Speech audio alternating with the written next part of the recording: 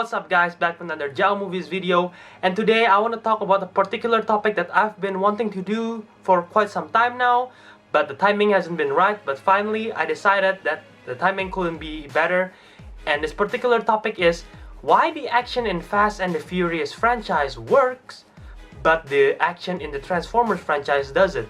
Or to put it in other terms, why are most Fast Furious movies are critic-proof, but Transformers isn't critic-proof. First of all, before we start, I wanted to say that I wanted to make this video for quite some time now, as near around the time when Fast and Furious Fate of the Furious was released.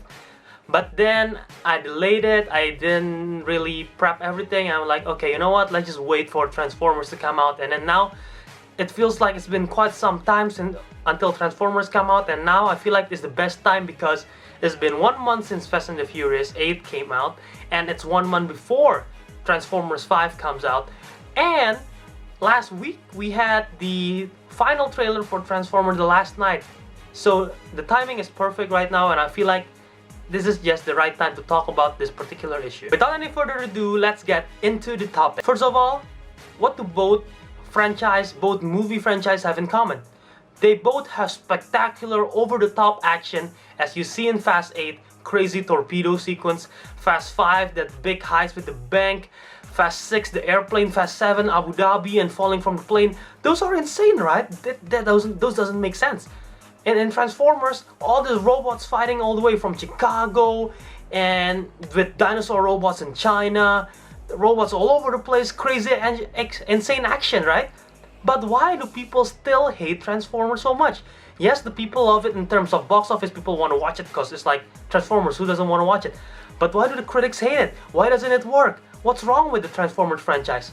Well, it's actually just one thing that's wrong with the Transformers franchise. We are not invested in the characters. One thing that the Fast and Furious franchise has established and done well is that we care about the characters and that we are invested on them. When an action sequence is action-packed, but we don't care about the characters and there is no emotional stakes, it's just become visual noise. When you care about the character in a particular action sequence, the sequence becomes fun because you're actually invested in them and you worries about them and there is emotional stakes. As an audience member, you will care about it and you will care about the characters. You worry about what will happen to them and hope for the best. When you don't care about the characters and this action sequence come, you couldn't care less about them. If they die, you're like, alright, so what? Let's go on with the next sequence. Let's give an example to this. In Fast and the Furious 7 or Furious 7, when Paul Walker dies, everyone come out of the theater pouring and crying. And not only because it's a great movie, but it's because we care about the characters, and it hurts us inside when we know about that Paul Walker's gone, and we watch that movie and with that tribute in the end. That was very well done by the Fast and the Furious team. That's applause for them. But also because we care about the characters so much that when we know we're no longer going to see them, people will be sad and people will be broken. Another example outside of this franchise is, let's say, the more recent one, Logan. We know Hugh Jackman is no longer going to play the character of Wolverine. No, he doesn't die, but we know he's no longer going to be playing the character, and we care so much about his performance and his character and the depth of Wolverine that when we know about it, most of the comic book fans and non-comic book fans, moviegoers in general, they all at least tear up by the end of the movie. Back to Fast and the Furious, let's take an example from the worst movie from the Furious franchise, and that is, we all can agree, Fast and the Furious Tokyo Drift. Despite the poor script and the poor performance, one thing that Fast and Furious 3 does quite well is actually developing the characters. The characters are introduced well and are actually pretty good, and one character in particular named Han eventually got brought on to the main team, which is Dom's team, which he eventually goes on until Fast and the Furious 6 when he actually got killed off. But that proves that despite the bad movie and despite the movie focusing on the drift sequence and all the action sequence, they still do not forget to focus on the character, even the main character. Truthfully, I do not remember the character's name, the main character of Tokyo Drift. But I think his character, despite the performance being poor, I feel like they did quite well than possibly anything that's been in the Transformers franchise. To be fair, in the first Transformers movie, I believe they did quite well with Sam Witwicky or Shia LaBeouf's character, and we actually do invest on them quite a bit in the first movie. Actually more than a bit. when I watched the first movie, actually I'm invested in this character, and because I understand what's going on with him and I care like what's in his life, this crisis, people don't believe him, everything, all those kind of stuff, and going crazy finding out about these Transformers. I actually do believe him, and we do care about the characters. Me speaking as a general moviegoer, I believe the only good, and good is quite high for Transformers, is the first Transformers and the third Transformers movie. But for me in particular, I like the first one the best out of all, because despite the action sequence being more and more, it doesn't necessarily mean it's better, because like I said, we do not really care about the characters except in the first movie, which I think they did quite okay. Ever since then, the character development has been decreasing and decreasing and decreasing. They focus on more action. The script is like bonkers. We don't really give a damn about it. Especially in the last one, in Transformers 4 Dawn of Extinction, I believe Mark Wahlberg character was very bad. Don't get me wrong, I like Mark Wahlberg as an actor, but I think his character was quite bad in the movie, and I don't give a damn about his character. And if he died in the next movie, I probably don't care at all. If he died in that movie, I probably don't care at all. The only one character that I find interesting in the movie, in the fourth movie, is actually TJ's Miller character, and he got killed off pretty fast when he's running away, and then the black sludge or the gray sludge, I forget, it just consumes him. He's probably the most interesting character because he's different and he's just unique as character, and we're invested in that. Mark Wahlberg's daughter, her character was bad, and the boyfriend, who's played by Jack Reynor, he was bad also.